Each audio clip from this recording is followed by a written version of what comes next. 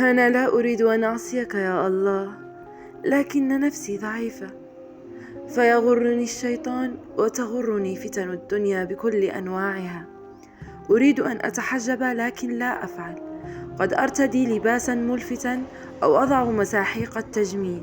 أحيانا أضطر للكذب، وأحيانا أغضب على والدي، وقد أتكلم على شخص في ظهر غيب وأفعل معاصي أحسبها عادية غفلة مني، لكن والله ضميري يؤنبني على ذلك.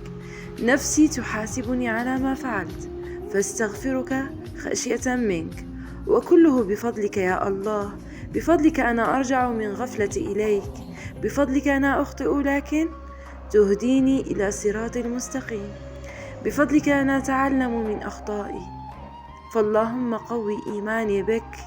الحمد لله حمدا طيبا مباركا فيه.